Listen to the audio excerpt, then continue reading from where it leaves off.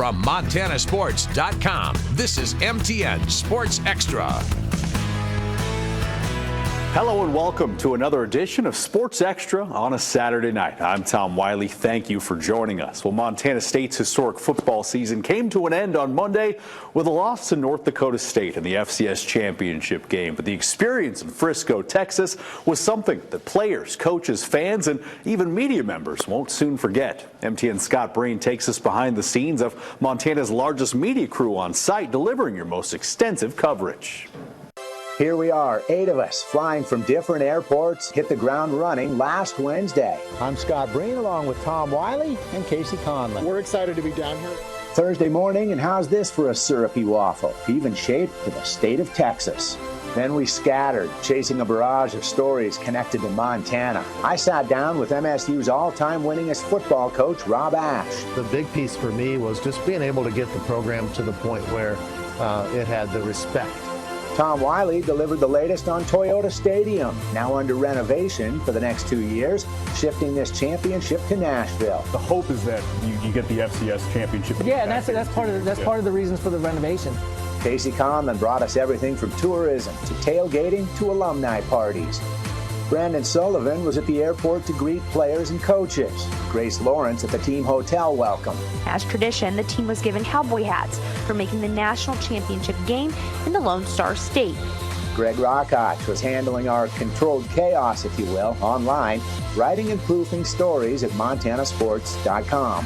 Same for Slim Kimmel, only he was shooting and supervising which reporters were on which stories, when they'd hit the air back home, and when they'd hit the web. At times, we paired up, like Friday morning when we caught up with Dallas Mavericks general manager Nico Harrison. He's a Hall of Fame basketball Bobcat who starred in the 1990s. So when I got here, we basically redid this. That was the practice facility. This was game night against the NBA's leading Cleveland Cavaliers. And Justin Hoso was our still photographer, slash videographer, slash engineer, slash fix-it guy. We spent a lot of time editing right there in our hotel rooms. Tom Wiley found Ted Barnett, a Winnett native who's worked years for the Dallas Cowboys. I always had this knack in high school for taking photos. You know, that was a class that one of our shop teachers allowed us to develop some black and white pictures. Ted went on to give us a tour of Cowboys headquarters, then spontaneously got us permission on the coaches show set to shoot our Sunday night pregame show. Hello, everybody, and welcome to Heart of Texas. We are just north of Dallas at the Star. Listen to this. In total, our crew of 8 sent home more than 30 stories, viewed online alone by nearly 1 million social accounts, and still climbing. Naturally, though, not without a few bloopers. I stumbled at the beginning. When it's all said and done, Tommy Malott will go down. Oh, that's blinking. I'm sorry, I didn't have it ready to go. Can you do it one more time? What's that? Too many cars. Too many cars. All right, gotcha. And to cap it off, why wouldn't Dallas Cowboys quarterback Trey Lance randomly crash our postgame as he celebrated with NDSU fans? Losing 35-32 in tonight's championship. It was a treat, telling a full week of stories from Frisco. Scott Breen, MTN Sports. Big Sky Conference basketball teams are in the second week of league play with several key matchups on deck this Saturday. MTN's Kyle Hansen leads off our hoops coverage from Missoula. Well, it's the biggest game on the regular season schedule for the Big Sky Conference so far this season, as the final remaining undefeated conference teams clashed right here in Missoula on Saturday, as the Montana Grizzlies hosted the Northern Colorado Bears, with each team looking to get that sole first-place spot at the top of the standings. Northern Colorado came out hot in this one. Here's Langston Reynolds finding Isaiah Hawthorne for the easy layup as the Bears lead early. Trailing by double digits, Montana starts to find some life on offense thanks to this three-pointer from Money Williams.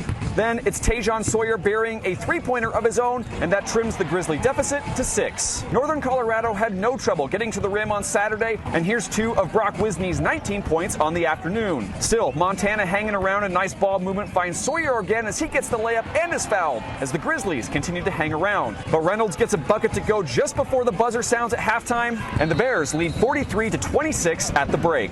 Second half saw more of the same, and here's Reynolds getting another easy layup to go for the Bears. The Grizzlies Grizzlies still trying to hang around though, and here's Jensen Bradkey knocking down a three-pointer. But the Grizz still trail by 18, and it didn't get much better from there as Northern Colorado finished with 52 points in the paint against Montana. Late spurts for the Grizzlies were not enough to overcome the big deficit as Money Williams led the Grizzlies with 15 points, but the Bears saw 4 players score in double figures, shot almost 60% for the game, and held Montana to 34% shooting as Northern Colorado takes sole possession of first place in the Big Sky Conference as they blow out Montana 81-57. Reporting in Missoula, Kyle Hansen, MTN Sports.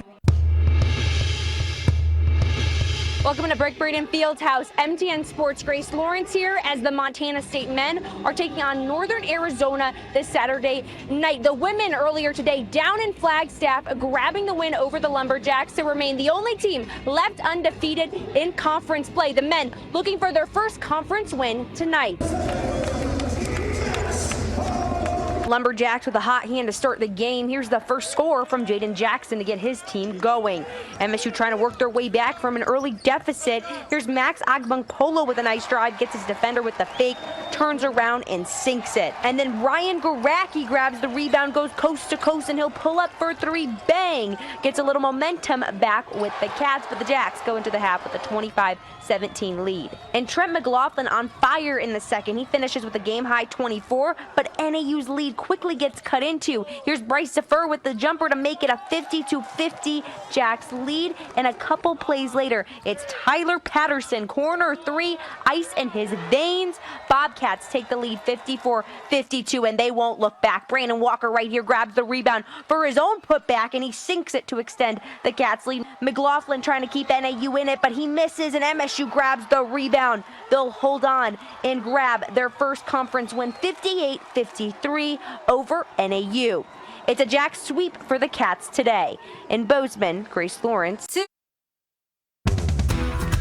Welcome back to MTN Sports Extra, powered by MontanaSports.com. Welcome back. Well, both MSU Billings men's and women's teams entered conference play with double-digit wins already under their belts. Saturday afternoon, the Yellow Jackets hosted St. Martin's in a doubleheader. MTN's Alec Boffinger reports from the Magic City. Hey there, folks. Alec Boffinger here inside Alterowitz Gymnasium, where the MSU Billings basketball teams are finishing off a GNAC homestand this weekend. Ladies first, where the Yellow Jacket women are 15-2 and currently sit 5th in the WBCA coaches poll. But the Jackets dug themselves a hole in this one. Ball swings to Kiana Rios in the corner, and she hits the 3 ball. Saints continue to dial long distance. Avery Oster lines this one up from way downtown. She gets the friendly roll, and that puts St. Martin's up 9. MSUB would settle in though. Deani Boyce splashes through the corner 3, over 1,300 points in her career. Jackets hit 8 threes in the opening half. This is Caitlin Grossman tickling the twine. Then MSUB out in transition, and Bailey Finn left alone in the corner. That one falls, and the Jackets lead it by 8 at the break. Second half, MSUB turning this into a 3-point competition. Nelson whips it to Boyce. She buries another one from long range. The Jackets just unconscious today from the outside. Aspen Giese catch and fires. MSUB moves to 16-2 with an emphatic win over St. Martin's. The Jacket men coming off a home loss on Thursday, taking on Western Washington, and they too would fall behind early. Miscommunication on defense leads to the Vikings 3. Western Washington shot the lights out this afternoon. Another triple, and the first half lead is double digits. Famous left hand trying to keep it tight early on. Hard drive, finish at the rim. And then Jalen Tott going to his left, floats it up and in, but Western Washington takes a 9-point lead into halftime. Second half now, Jackets trying to mount a comeback. This is Ferris Kassim with the stick back for MSUB, but the Vikings hit 12 three-pointers on the afternoon. Another one here for Lewis Grant Halliday. And then defense turns to offense for Western Washington, and Garrett Levesque puts it back. The Vikings hand MSUB its 3rd consecutive loss. In Billings, Alec Boffinger, MTN Sports. Hey everyone, MTN's Luke Shelton out here at the Hyper Complex for a Frontier Conference doubleheader as Montana Tech hosts Carroll College. Now the Oregers are coming off a sweep over MSU Northern, while the Saints split with Montana Western.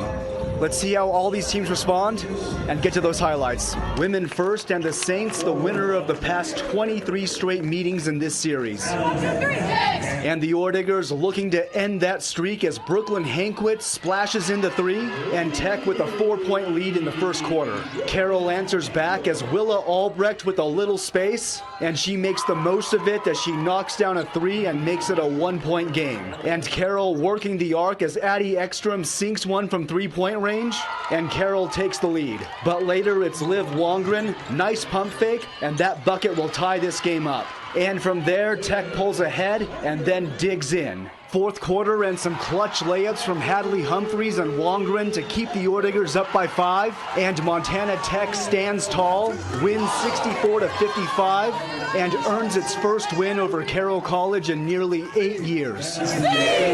Men's game next, and number 6 Tech, the winner of 5 straight against the Saints. Let's jump in late in the first. Tech up by 8, and check out the patience from Afani Okeke as he elevates, gets the hook shot to fall through, and it's a double-digit lead. But a few minutes later, Okeke not as patient as he splits the defense and throws down. And that one worth a rewatch as he again gives his team a 10-point lead. On to the second half, and here's Carroll's Josiah Quaresma dropping in the fader to trim Tech's lead. But now it's Hayden Decons helping close out this game as Tech wins 74-67. The Orediggers complete the sweep over the Saints and are still undefeated on Kelvin Sampson Court. In Butte, Luke Shelton, MTN Sports. Welcome back to MTN Sports Extra, powered by MontanaSports.com. Well, every January, the best cowboys and cowgirls in the state of Montana convene at the Four Seasons Arena in Great Falls in search of belt buckles, big checks, and year-end titles. MTN's Will Charlton takes us to Championship Saturday at the Montana Circuit Finals in the Electric City. Hey rodeo fans, Will Charlton back here at the Four Seasons Arena for the final night of competition at the Montana Circuit Finals. Let's see who brings home some good cash. Year-end titles and NFR Open spots on the line this final night. We start as usual with the bareback, 3 different scores of 80 or better, but the best was Trevor McAllister's 85-point ride. He also won the overall score on 3 with a 242, followed by Tristan Hansen's 235. Now to some ropers, and holy cow, look at this performance from Brady Tryon and Calgary Smith. It's a 4.7-second rope down. Second fastest run of the weekend. Bulldogging time, and there were some phenomenal drag downs, but how about Tim Sparing, a 5-second flat run? But just when you thought that score couldn't be topped, here comes Bridger Chambers, and wow, it's a 4.8. Unbelievable. He wins the night and overall average on 3 with a 16.4. Back to riding horses and the saddle bronc. Just like bareback, there were 3 scores greater than 80, but it's former world champion Jesse Cruz who was masterfully riding his bucking horse Dirty Lizard, and it's an 86-point score. Holy mackerel. In the tie down, there were 3 runs under 9 seconds. How about the 45-year-old J.C. Crowley? Look at that go. 8.6 for the man who's in his 26th Montana Circuit Finals. Although here comes the well-known Haven Medjin, and what does he do? A casual 7.6 second run. And then to the cowgirls of breakaway. Lots of impressive and quick runs, but an arena record was shattered by Joey Williams. It's a 1.8 second go. For full results, visit MontanaSports.com. In Great Falls, Will Charlton, MTN. Welcome back to MTN Sports Extra, powered by MontanaSports.com.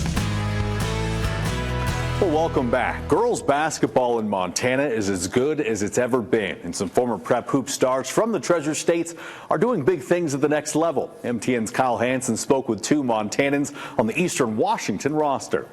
Last week served as a homecoming for Montana natives Courtney Grossman and Emily McElmurray. With the new year here and Big Sky Conference basketball play underway, the duo returned to their home state, only this time wearing the red and black of Eastern Washington. Yeah, it was really weird, especially just with everyone from the hometown being huge Cats or Grizz fans, and then being I'll come back here, but then be playing against their team, so it was funny. So it's kind of a weird moment to be back here after playing here for state basketball this last March, and then now being back here and playing with Eastern and then against the Grizz, it's really exciting. The two have wasted no time making an impact in their new home as true freshmen, as both have seen the court right away. Grossman, a Billings native and West High graduate, has been one of the Big Sky's best newcomers this season, having already won a Big Sky Player of the Week award, and midway through the season, she was inserted into the starting lineup for the Eagles and has run with her opportunity. It's been huge,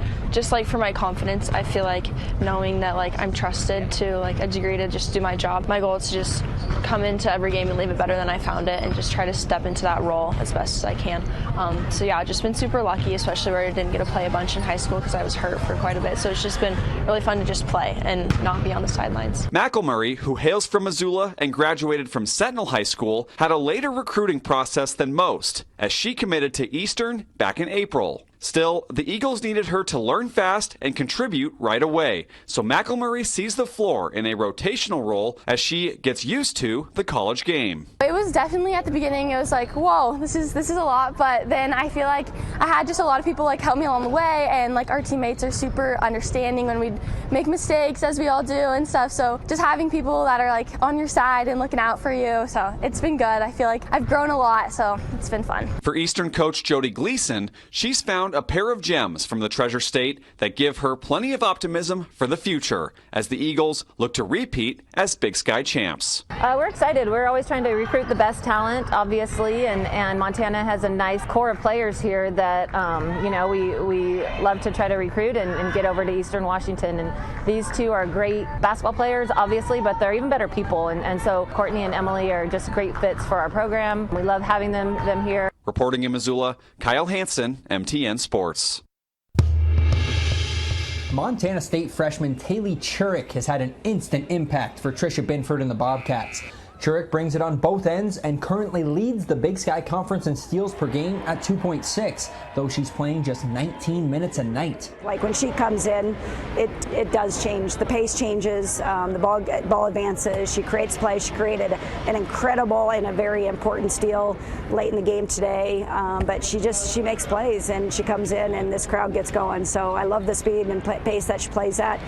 We're kind of reaping the benefit and the fruit of the time she put into track, because this kid's motor never stops. She never gets tired, and she's always going to compete that hard. I think it helps having such a supportive team all around. They just know that I'm going to go in and run around, be crazy, do whatever, but I think they totally support me doing that, and they're just pushing me to be the best that I can be for this team.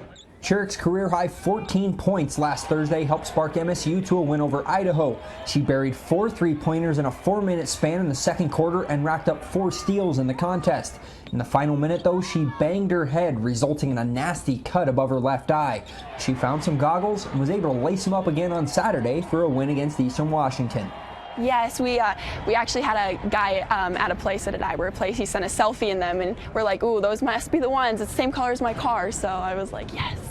Just kind of let the reins out to see what she does. You don't want to get in the way of her just competing and being relentless. The kid's a competitor. I've seen her in high school chase somebody down from beyond the half court to block a transition layup. She never gives up on a play, and you want to go down with fighters, and she's certainly that. Churick has quickly become a crowd favorite in Bozeman behind her relentless effort, but she's made her presence felt around the community as well. But I also want to tell you, this kid's a giver, and she's elementary ed, and I've gotten a million emails. I shouldn't say a million, that's probably exaggerating. Gotten a few emails already about just how this kid is, her energy is just contagious. Kids love her when she's in the classrooms and she's doing community service. This kid's out everywhere representing Montana State in every way possible. She's a great student, just a great kid. And a great representation of homegrown talent. In Bozeman, Alec Boffinger, MTN Sports. Well, that's all our time for this edition of Sports Extra on a Saturday night. Thanks for watching, and remember, the conversation always continues at montanasports.com. Have a great night. We'll see you back here next week.